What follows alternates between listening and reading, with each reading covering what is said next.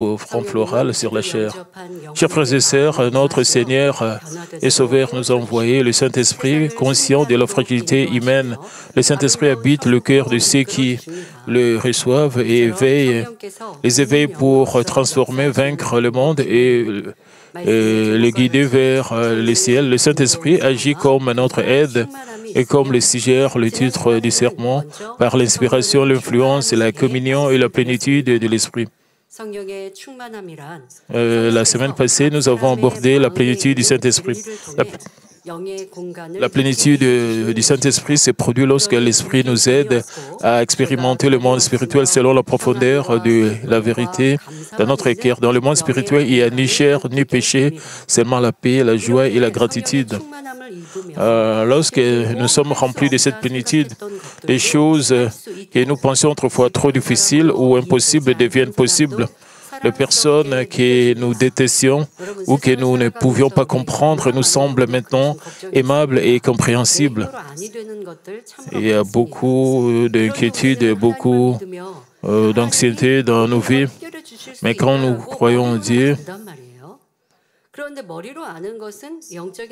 nous avons la foi que Dieu va résoudre tous nos problèmes, mais certains d'entre nous ont seulement la connaissance et n'ont pas vraiment la foi que Dieu va tout résoudre. Nous avons des doutes, mais quand nous sommes remplis du Saint-Esprit, toutes ces inquiétudes et soucis disparaissent et nous croyons au fond de notre cœur que tout sera rendu possible. Et quand nous avons la vraie croyance, la vraie foi, vos problèmes peuvent être résolus facilement. Le péché dans une rôle existence devient évident et l'espoir du ciel se renforce, ce qui facilite notre vie de foi, mais cela ne signifie pas que les contre-vérités du cœur sont complètement rejetées. Ce qui est important, c'est la repentance. La repentance. Et parfois, c'est facile quand nous présentons des excuses et quand quelque chose arrive immédiatement, ce qui est difficile. Et si nous ne nous repentons pas directement, nous ne réalisons pas que nous avons péché ou nous avons quelque chose de mal. Avec le passage du temps, nous devenons de plus en plus souillés, nous ne nous souvenons pas du péché que nous avons commis. Même si nous pouvons nous souvenir, et vous risquez de ne pas penser que c'est vraiment grave et vous n'allez pas vous repentir. Nous devons vraiment toujours nous examiner et pensons si nous prions et nous prions pour quelque chose, nous ne recevons pas de réponse. Ne soyez pas découragés, mais examinez-vous et priez. Peut-être il y a quelques péchés du passé pour lesquels vous n'êtes pas encore repenti. J'ai eu un témoignage il y a longtemps. Il y avait quelqu'un qui avait 50 ans. Et cette personne subitement s'est souvenue de ses péchés et qu'il a commis quand il était encore très jeune, enfin, des péchés d'il y a 40 ans. Cette personne s'est souvenue et qu'elle a volé quelques articles. Elle s'est repentie complètement du fond de cœur. Ce n'était pas seulement le fait de pécher. Si vous avez le caractère de voler, vous devez vous débarrasser de cela. Elle avait l'envie et elle avait l'envie. Vous devez penser, parce que peut-être vous enviez les choses des autres personnes. Oh, vous étiez cupide. Vous avez volé les objets de vos amis parce que ces objets étaient très beaux à vos yeux. Quand vous êtes capable de vous examiner et de réaliser complètement toutes les caractéristiques du péché, les caractéristiques pécheresses, alors vous repentez vraiment du fond de votre cœur, alors vous allez recevoir des réponses à vos requêtes. Quand vous êtes rempli du Saint-Esprit, vous menez une vie spirituelle fidèle. Bien sûr, cela ne signifie pas que la contre-vérité dans votre cœur est complètement rejetée, comme je l'ai dit la semaine passée. Et donc, les contre-vérités sont simplement inactives et dormantes. Quand vous avez la vérité dans votre cœur, 10% seulement, cela se gonfle comme un ballon. Et cela remplit tout votre cœur, comme si vous étiez complètement rempli du Saint-Esprit, comme s'il n'y avait pas la contre-vérité en vous. Mais cependant, il y a toujours la contre-vérité en vous, parce que cela n'est pas complètement rejeté. Lorsque la plénitude du Saint-Esprit s'estompe, les contre-vérités du cœur réapparaissent. Et si vous pouvez maintenir la plénitude du Saint-Esprit, le bénéfice de cela, c'est de se débarrasser facilement des contre-vérités. Dans l'espace où vous recevez la plénitude du Saint-Esprit,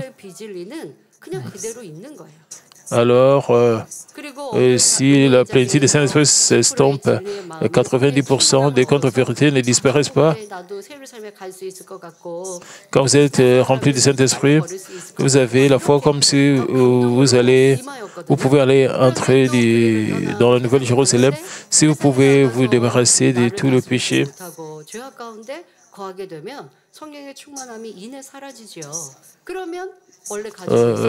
Quand vous êtes dans le monde, vous n'avez pas la capacité de vous garder, vous n'avez pas la maîtrise de soi. Alors, quand vous êtes dans le monde, les 90% des contre-vérités vont encore réapparaître dans le monde si vous n'avez pas la maîtrise de soi. Quand vous étiez rempli du Saint-Esprit, c'est comme si vous n'avez pas de péché. C'est comme si vous étiez dans un monde élysée, puisque vous êtes rempli du Saint-Esprit. Et cela ne signifie pas que vous vous êtes débarrassé de toutes les contre-vérités. Donc, plus la contre-vérité est présente dans le cœur, plus il est facile de perdre et de ne pas maintenir la plénitude de l'Esprit. Il est important de maintenir la plénitude. Vous devez vraiment, pour maintenir la plénitude du Saint-Esprit, vous devez faire ce qui lui plaît et rejeter, éviter ce qui le Saint-Esprit déteste. Par exemple, si vous négligez la prière pour sauver les choses du monde, devenez irritable, vous discutez et commettez le péché, la plénitude de l'Esprit disparaît. Lorsque vous écoutez la parole, lisez la Bible, louez et accomplissez des bonnes œuvres, le Saint-Esprit entre en action.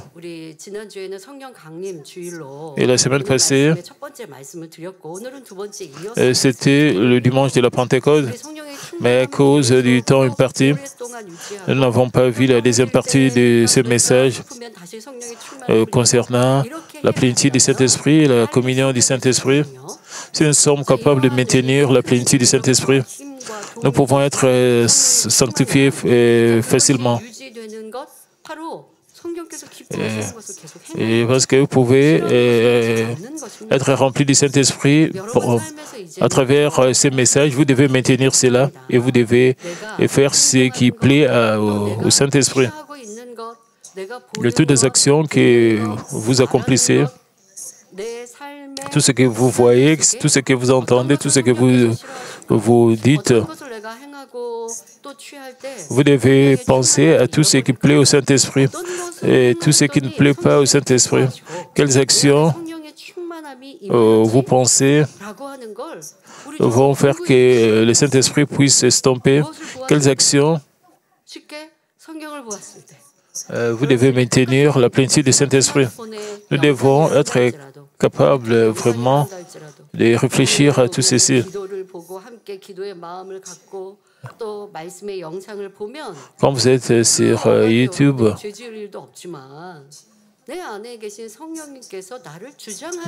vous écoutez la parole, vous écoutez des louanges. vous écoutez des sermons, cela va vous donner la plénitude du Saint-Esprit. Mais si vous êtes sur YouTube, vous regardez des choses qui ne vous sont pas bénéfiques, Vous êtes sur vous regardez les nouvelles, les informations. Ce n'est pas vraiment mauvais. Mais si vous commencez à juger, à condamner les gens qui sont sur les infos, vous commencez à les juger, les connaître. Alors, cela va influencer la plénitude du Saint-Esprit en vous. Si vous n'êtes pas rempli du Saint-Esprit, parfois vous allez vous aurez des maladies. Vous devez vraiment réfléchir sur vous-même. Et j'espère que vous allez mener une vie remplie du Saint-Esprit. Et pour être rempli de l'Esprit, vous devez prier sans cesse et crier avec ferveur. Et continuer avec la plénitude du Saint-Esprit. Et nous allons voir aussi d'autres aspects du Saint-Esprit. Dieu déverse la plénitude du Saint-Esprit lorsque vous priez avec ferveur et recherchez son aide. Malgré l'expérience de la grâce, si vous perdez cette plénitude en aimant le monde et en vivant dans le péché, vous devez crier et prier avec encore plus de ferveur pour qu'elle vous soit restaurée. C'est comme perdre votre premier amour. Vous devez vous efforcer de le retrouver. Et si vous priez sans cesse, et subitement vous arrêtez de prier temporellement. Et cela ne signifie pas que ce sera difficile pour encore récupérer la plénitude du Saint-Esprit. Vous devez faire un peu d'effort, vous devez vous accrocher à cette corde de la prière. Même si vous ne vous accrochez pas à la corde de la prière, ça serait pas bien.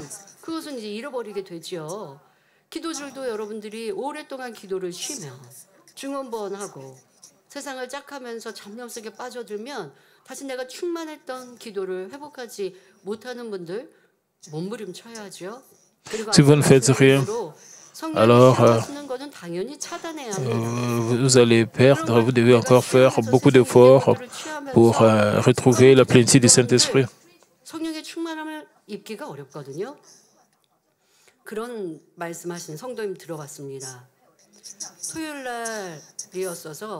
Vous devez prier pour toujours, prier sans cesse pour maintenir la plénitude du Saint-Esprit. Disons que le samedi,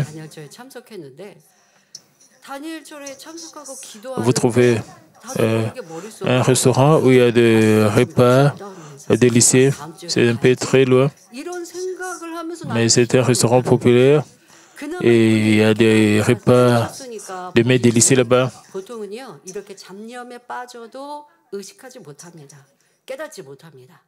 Mais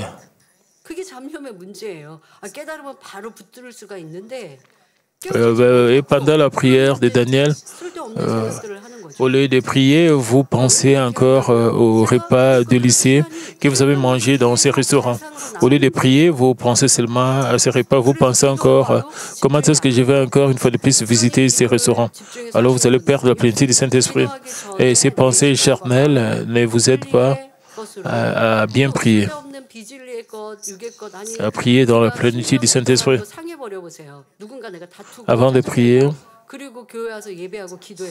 c'est important de ne pas vous immerger dans le monde, dans la chair. C'est pour cela que la Bible dit que nous devons observer les sabbats. Disons, le matin, vous êtes disputé avec le membre de votre famille.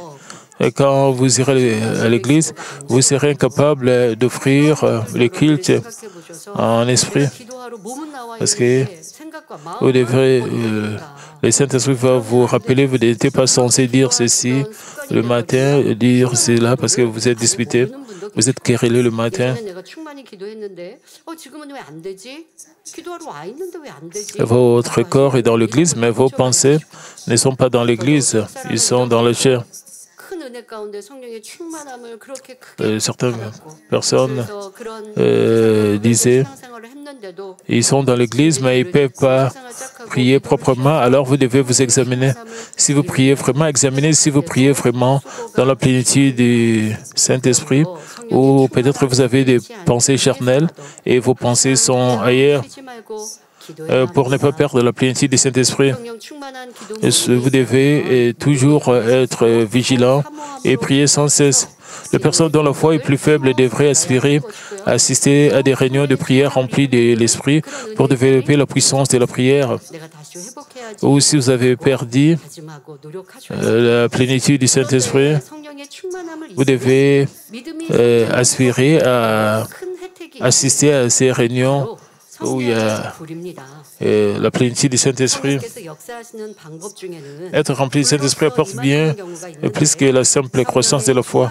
L'un des est le fait du Saint-Esprit, l'un des moyens par lesquels le Saint-Esprit agit est par le fait. Lorsque vous êtes rempli du Saint-Esprit, il devient plus facile de recevoir le fait qui brille la maladie et la nature pécheresse.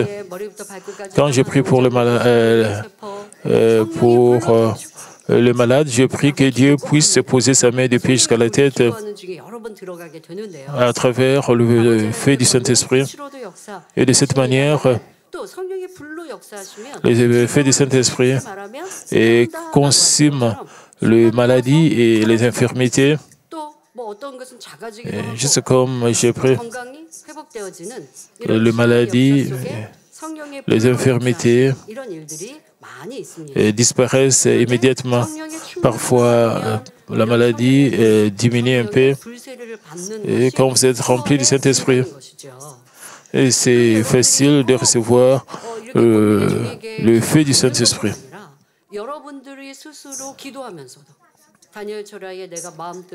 Même si vous recevez la prière d'un serviteur de Dieu, vous pouvez être rempli du Saint-Esprit.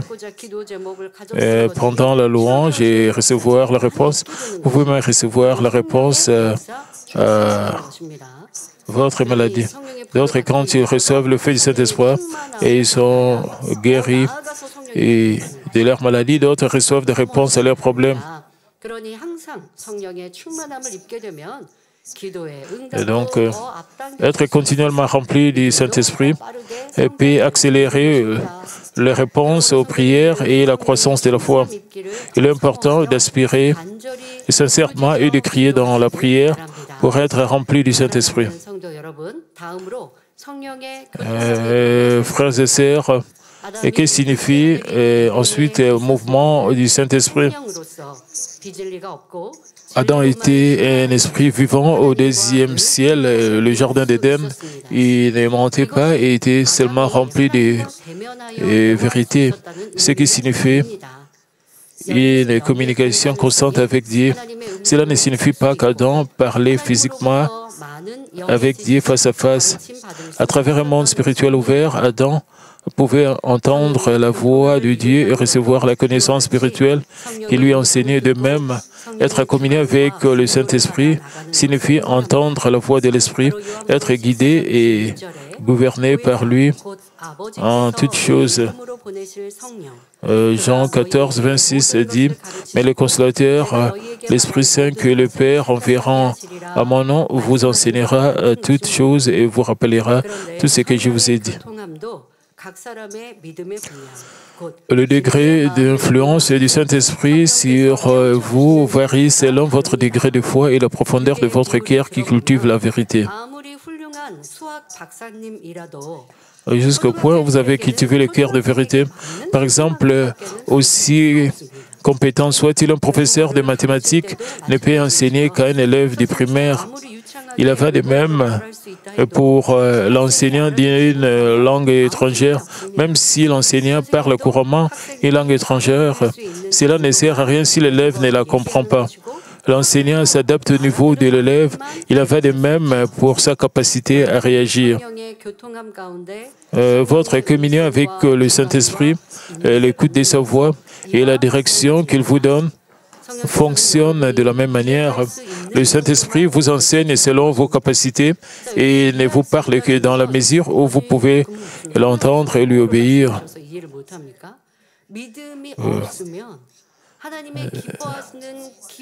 Ne soyez pas confus et que le Saint-Esprit va vous enseigner en une autre langue.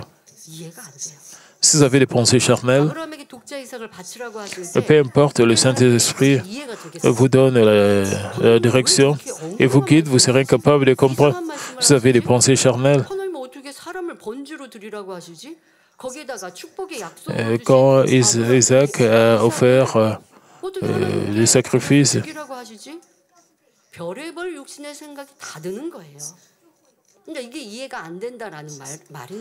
si vous avez des pensées charnelles, quand Abraham a offert Isaac comme offrande à Dieu, comme holocauste, vous ne pouvez pas comprendre, vous serez impeccable de comprendre la volonté de Dieu. Le Saint-Esprit vous parle pour que vous puissiez comprendre et obéir. Même si le Saint-Esprit parle, il ne peut pas continuer si vous ne comprenez pas ou vous n'obéissez pas. Si vous avez quelqu'un que vous détestez, le Saint-Esprit vous dit d'aimer cette personne que vous détestez. Mais quand vous êtes rempli de haine dans votre cœur, vous ne voulez pas aimer cette personne. Même dans votre cœur, vous avez le fruit.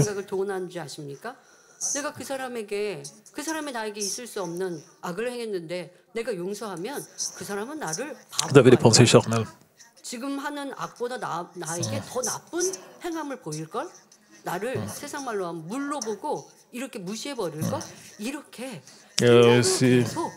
Si je leur pardonne, ils vont me négliger, ils vont penser que je suis faible, ils ne vont pas me respecter. Et toutes ces pensées charnelles agissent parce que vous avez la contre-vérité en vous.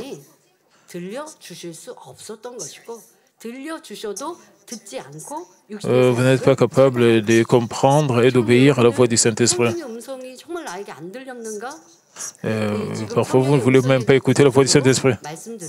Ne pensez pas que le Saint-Esprit ne vous parle pas. Le Saint-Esprit vous parle et vous n'êtes pas capable de comprendre. Donc,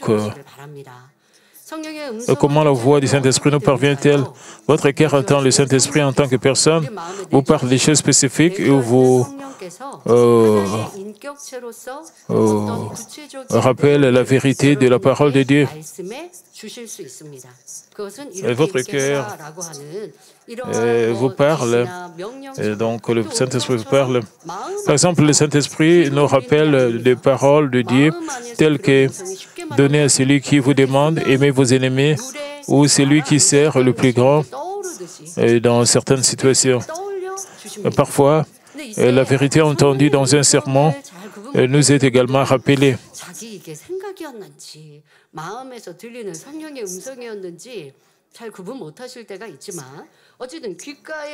Le Saint-Esprit nous rappelle beaucoup de choses. C'est similaire quand nous suivons la direction du Saint-Esprit.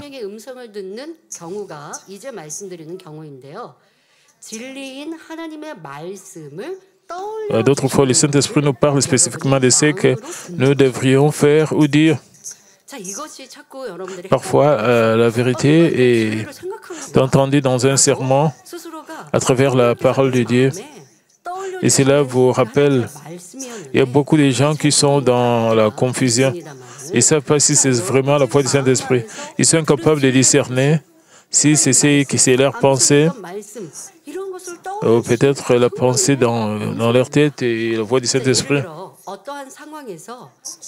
Quand vous pensez à la vérité de Dieu, et la parole de Dieu,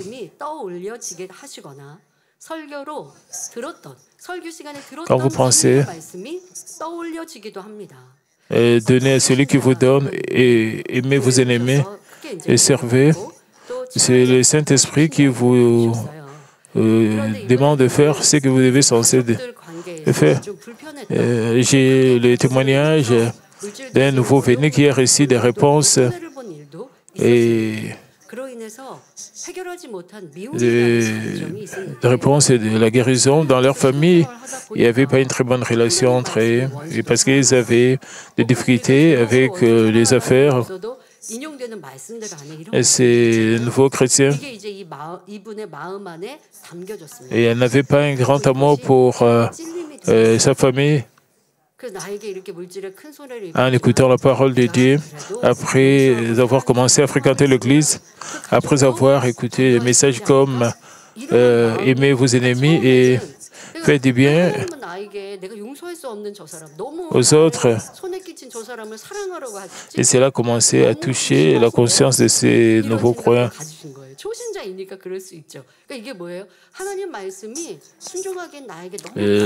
Son subconscient a commencé à fonctionner et toutes ces paroles données par le Saint-Esprit, parfois ces chrétiens étaient incapables d'obéir. Ils peuvent dire, comment est-ce que je peux aimer mes ennemis quand ils me font du mal?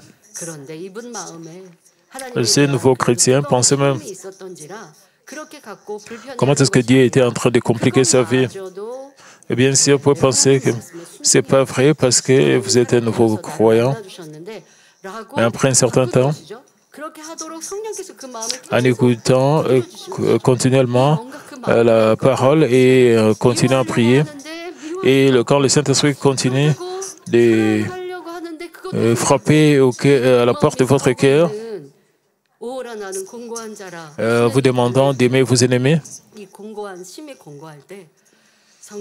mais vous ne voulez pas détester vos ennemis parce que vous écoutez la parole. C'est en ce moment-là où le mal dans votre cœur et le bien dans votre cœur vont commencer à se battre.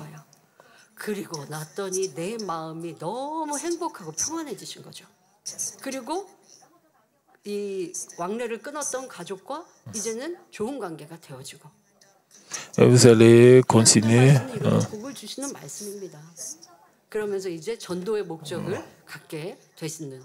Vous allez commencer finalement à réparer cette relation et à changer et à aimer votre ennemi. À travers cette image, quand le Saint-Esprit continue à frapper à la porte de votre cœur, et cela va toucher même votre conscience pour que vous puissiez faire ce qui est bien, de ne pas détester mais d'aimer. C'est ça le Saint-Esprit. C'est ça la voix du Saint-Esprit. C'est ça l'œuvre du Saint-Esprit.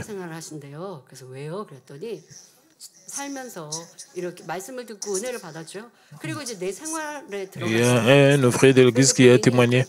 Il a dit que ces jours-ci, sa vie est très heureuse. Quand cette personne a témoigné devant moi,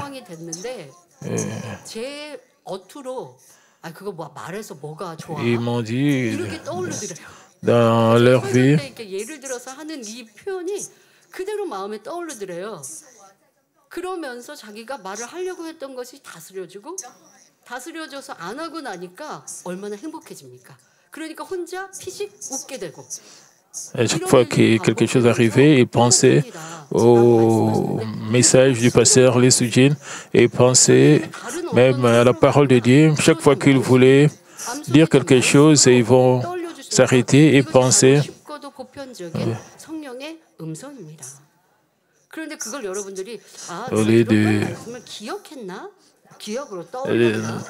De cette manière, ils ont changé leur vie. Au lieu de dire n'importe quoi avant de parler, prononcer mot, ils réfléchissaient. Vous avez la parole de Dieu en vous.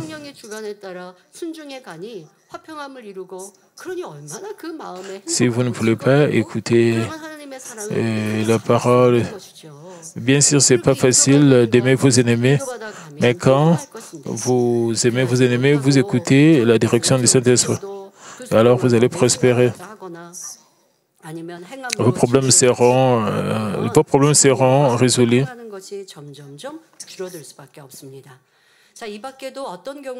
Combien heureuse votre vie sera si vous vivez selon le Saint-Esprit.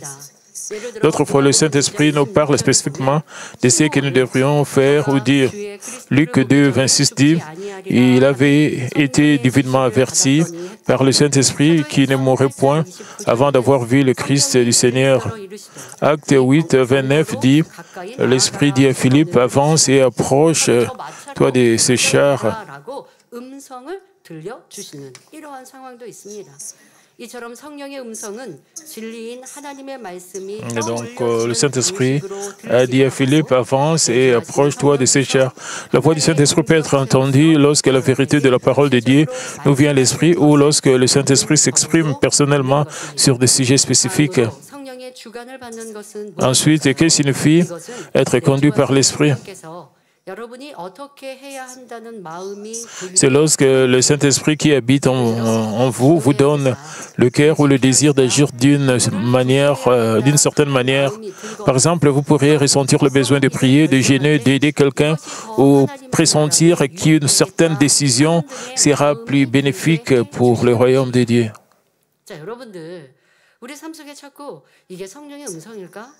Dans votre vie,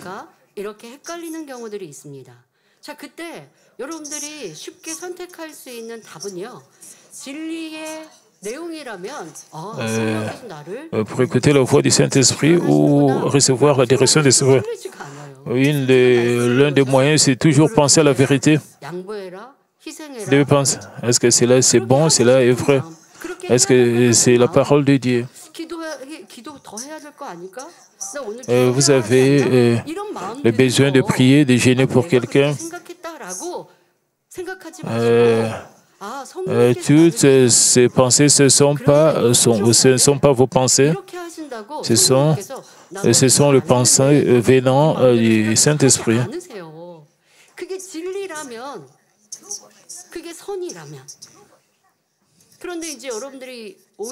Et si c'est vrai, si c'est la bonté dans le Seigneur, en accord avec la parole de Dieu, mais vous devez réaliser que c'est la direction du Saint-Esprit. Parfois, vous faites un mauvais choix ou vous prenez une mauvaise décision pour vos affaires.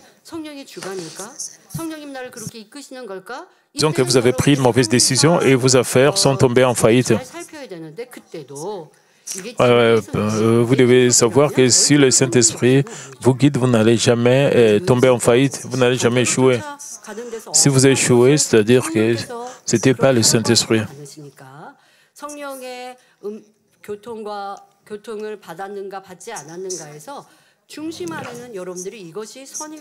Si ce que vous avez dans votre pensée, c'est la contre-vérité, alors ce n'est pas la voix du Saint-Esprit, ce n'est pas la direction du Saint-Esprit. Vous devez bien discerner parce que cela est très important pour le royaume de Dieu. Si vous obéissez et vous dites Amen à la vérité et à la voix du Saint-Esprit, c'est cela qui est bénéfique pour le royaume des cieux. Alors, ne soyez pas aussi confus. Dans la confusion, si quelqu'un vous dit que vous devez faire ceci, et cela ne nécessite pas que vous devez suivre cela, vous devez être capable d'écouter vous-même la voix du Saint-Esprit et ressentir au fond de votre cœur. Vous devez prier, gêner et aider quelqu'un. Les gens dans le monde, quand ils reçoivent les œuvres de Satan,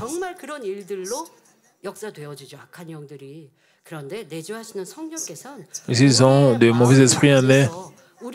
Vous pouvez voir, les gens avec de mauvais esprits, ils changent même de voix, comme si quelque chose est en train de le guider. Ça sera la contre-vérité. Aussi longtemps que vous réalisez que le Saint-Esprit est avec vous, c'est la vérité. Et le Saint-Esprit va vous guider et va vous mener. Ça, c'est l'Esprit de vérité. Vous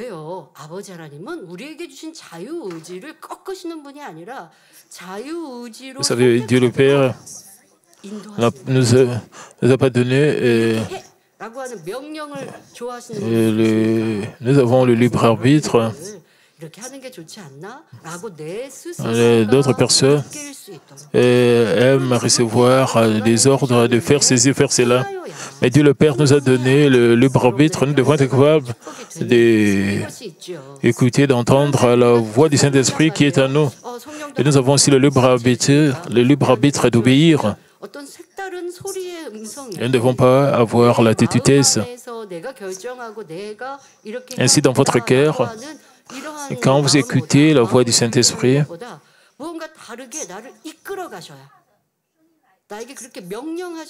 ce n'est pas vous qui pensez de manière continue. Père Dieu cultive les êtres humains à travers la voie de la vérité. Et si c'est la vérité, et si c'est quelque chose qui est bien devant Dieu, et c'est là donc la voie du Saint-Esprit. L'apôtre Paul a dit dans Actes 16, dans Actes 16, 6, ayant été empêchés par le Saint-Esprit d'annoncer la parole dans l'Asie, ils traversèrent la Phrygie et le pays des Galaties. Cela montrait qu'il était guidé par l'Esprit. Qu'est-ce qui signifie être guidé par l'Esprit? Marcher sous la conduite du Saint-Esprit signifie obéir à sa voix ou à ses directives. Par exemple, si vous avez une requête de prière sincère et que dans votre cœur, vous sentez fermement que vous devez prendre une résolution, vous reconnaissez qu'il s'agit d'une directive du Saint-Esprit. Vous obéissez et priez de tout votre cœur et avec sincérité. C'est marcher sous la conduite du Saint-Esprit. Mais imaginons qu'il n'y a pas de réponse malgré la fin de la période de prière résolue. Et dans ces cas, quelle voix du Saint-Esprit, celui qui est dans la parole de Dieu, entendra-t-il? Vous vous souvenez peut-être de la prière de Daniel à laquelle Dieu avait déjà répondu le premier jour, mais qui avait tardé 21 jours par l'intermédiaire d'un ange en raison d'un combat entre des esprits mauvais. Dieu avait déjà donné la réponse le premier jour, mais cette réponse a été retardée intentionnellement parce que l'ennemi diable Satan gouverne le monde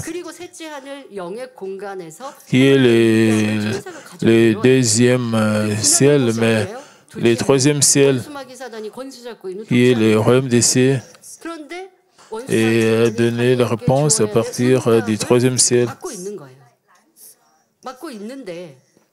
À partir du troisième ciel,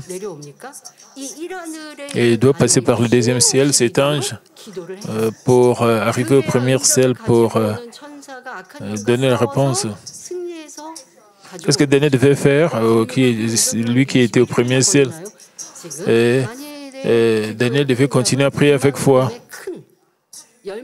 pour que cet ange puisse faire descendre cette réponse.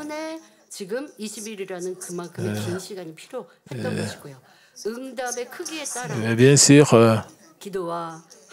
pour recevoir une grande réponse, Daniel, il y avait un retard dépendant de la grandeur de votre requête de prière.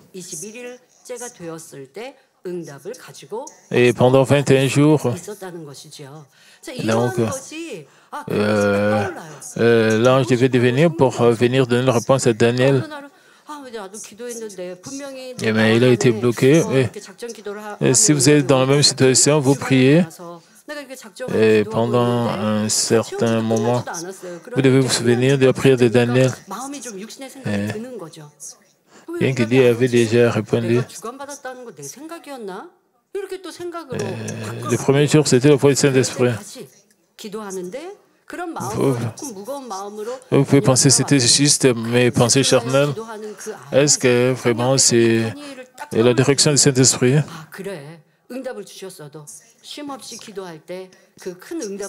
Et si vous continuez à prier, et vous pensez à la prière d'Éden, C'est la voix du Saint-Esprit. Vous pouvez continuer à prier. Et pour que Dieu puisse faire descendre la réponse par l'ange. Beaucoup d'entre vous ont expérimenté des choses similaires. Vous n'avez pas reçu de réponse après un certain temps, mais vous avez continué à prier avec foi, en attendant le moment approprié de Dieu. Quand vous pensez à votre passé pour certains problèmes, et quand vous n'avez pas reçu de réponse, vous vous êtes arrêté et vous avez abandonné.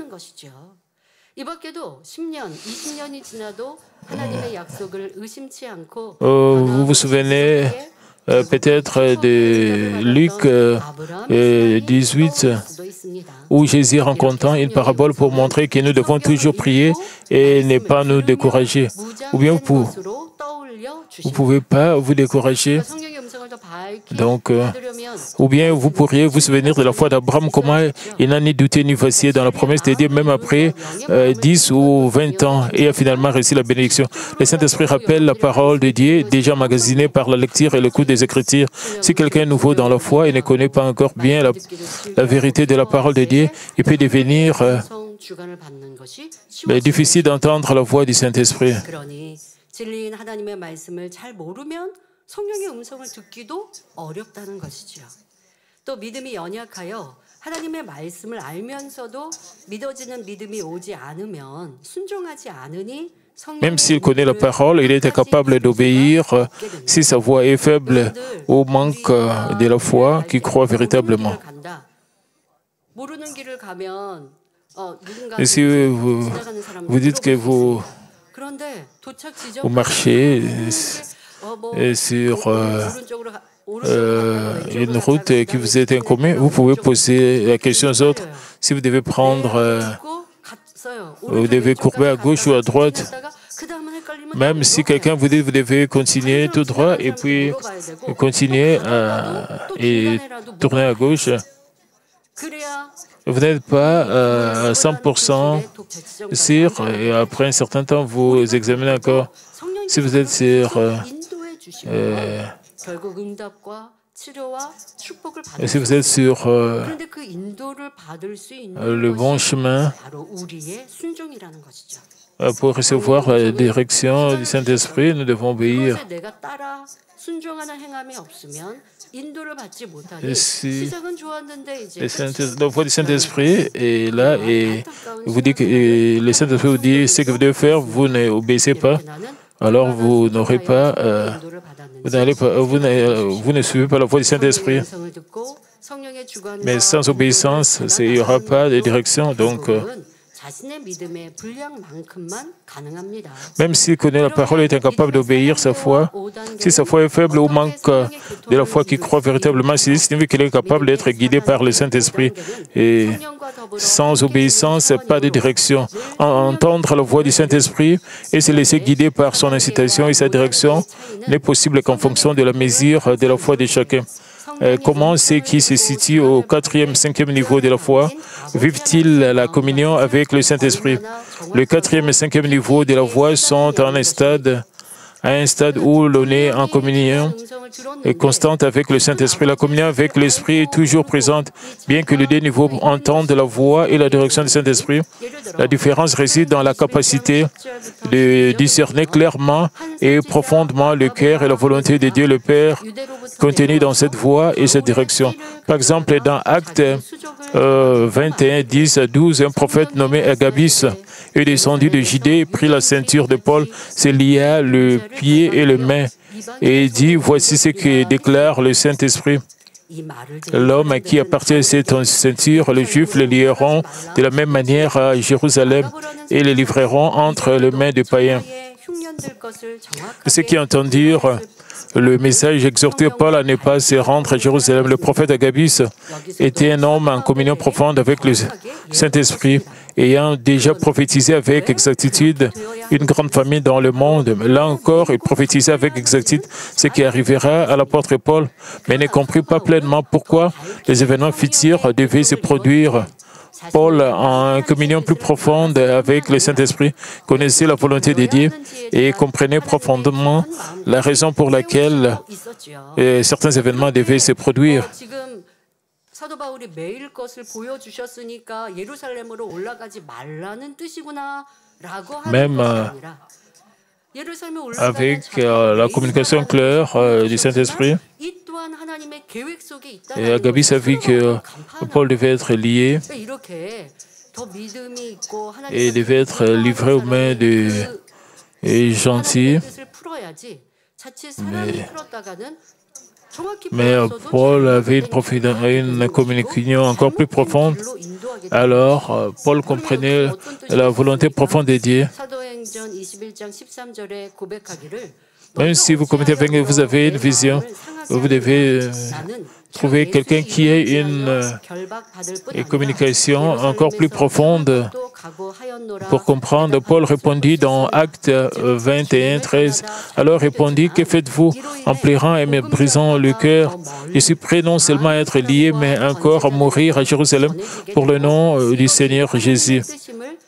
En d'autres termes, Paul savait qu'il serait arrêté pour avoir prêché le Seigneur, mais il comprenait, guidé par l'Esprit, que cela répandrait l'Évangile plus largement et toucherait davantage de personnes, y compris des autorités. Telle était la volonté de Dieu. Même si vous recevez la communion avec le Saint-Esprit et comprenez la volonté de Dieu, votre degré de perception du cœur de Dieu varie selon votre degré de foi. À cause du temps imparti, nous allons nous arrêter ici. Nous sommes tous enfants de Dieu, nous avons reçu le Saint-Esprit. Le Saint-Esprit demeure en nous. Sans le Saint-Esprit, nous ne pouvons pas recevoir le salut.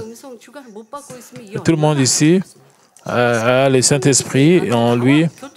Et si vous êtes incapable de recevoir la direction du Saint-Esprit, alors combien cela est malheureux. Si vous êtes incapable d'entendre la voix du Saint-Esprit, combien cela est malheureux parce que vous avez le Saint-Esprit dans votre cœur.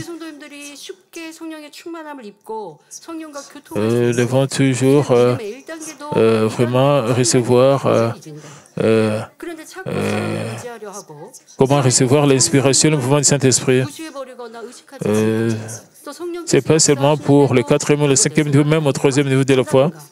Vous pouvez écouter la voix du Saint-Esprit. Si vous négligez, vous ne voulez pas écouter la voix du Saint-Esprit et vous n'obéissez pas, alors vous n'allez pas recevoir la direction du Saint-Esprit.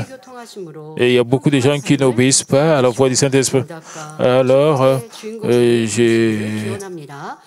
je souhaite que vous puissiez avoir la capacité d'entendre la voix du Saint-Esprit, de recevoir la direction du Saint-Esprit. Prions tous concernant ces messages. Père, aujourd'hui, nous avons parlé de la plénitude et du Saint-Esprit et de la communion du Saint-Esprit. Permet que nous soyons toujours avec le Saint-Esprit qui demeure en nous, que nous puissions mener une vie bénie. Merci au nom de notre Seigneur Jésus-Christ, je suis prié. Amen. Maintenant, je vais prier pour le malade. Posez vos mains sur vos parties malades. Et si vous n'êtes pas malade, posez votre main sur votre cœur pour le désir de votre cœur. Cher Père Céleste, merci parce que tu es avec nous. Père, nous t'avons offert ce culte. Père, s'il te plaît, pose ta main sur tout le monde qui participe à ce culte, depuis jusqu'à la tête de Père, avec le feu du Saint-Esprit. Et Père, consume toutes leurs maladies et leurs infirmités. Et Père, que tout cela puisse être, même dans leurs cellules, au nom de notre Seigneur Jésus-Christ, que toutes sortes de maladies, toutes sortes d'infirmités soient purifiées et que nos membres soient purifiés en ton nom, que nous puissions prospérer et que nous puissions avoir une meilleure vision, que nous puissions bien entendre, que nous puissions bien voir, que nous puissions bien marcher. Et Père, et que toute la partie de notre corps, Père, soit guérie, agis en notre faveur.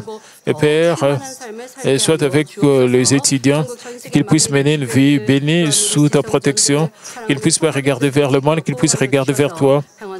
Que protège-nous la semaine prochaine, bénis nos familles et nos affaires.